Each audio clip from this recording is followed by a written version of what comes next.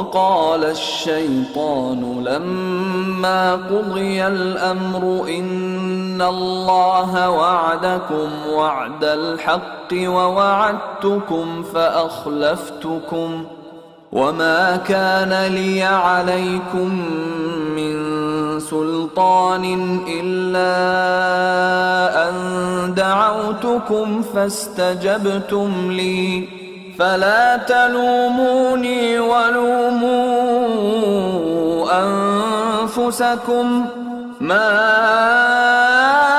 أنا بمصرخكم وما أنتم بمصرخي إني كفرت بما أشركتمون من قبل إن الظالمين لهم عذاب أليم وأدخل الذين آمنوا وعملوا الصالحات جنات تجري من تحتها الأنهار خالدين فيها بإذن ربهم تحيتهم فيها سلام ألم تر كيف ضرب الله مثلا كلمة طيبة كشجرة طيبة أصلها ثابت وفرعها في السماء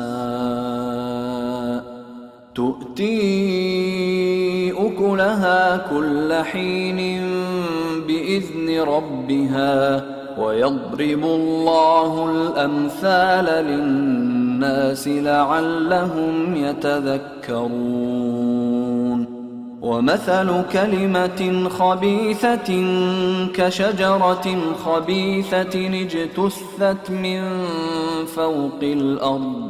اجتثت من فوق الأرض ما لها من قرار يثبت الله الذين آمنوا بالقول الثابت في الحياة الدنيا وفي الآخرة ويضل الله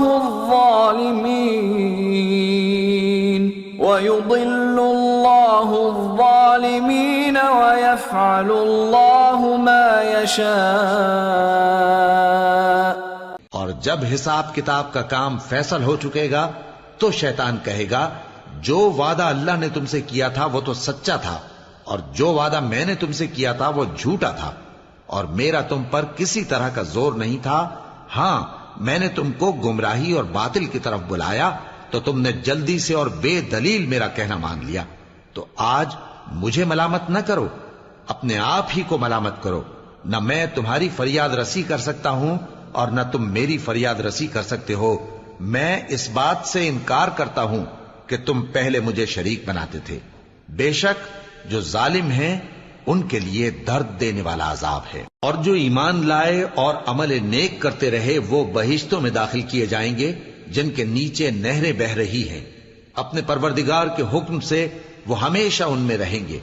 وہاں وہ ہر ملاقات پر ایک دوسرے کو سلام کہیں گے. کیا تم نے نہیں دیکھا کہ اللہ نے کلمہ طیبہ کی کیسی مثال بیان فرمائی ہے؟ وہ ایسی ہے جیسے پاکیزہ درخت جس کی جڑ مضبوط ہو اور شاخیں آسمان میں پھیلی ہوں. وہ اپنے پروردگار کے حکم سے ہر موقع پر پھل لاتا ہو. اور اللہ لوگوں کے لیے مثالیں بیان فرماتا ہے تاکہ وہ نصیحت حاصل کریں. اور ناپاک بات یعنی غلط عقیدے کی مثال ناپاک درخت کی سی ہے کہ وہ زمین کے اوپر ہی سے اکھیڑ کر پھینک دیا جائے، اس کو ذرا بھی قرار و ثبات نہیں.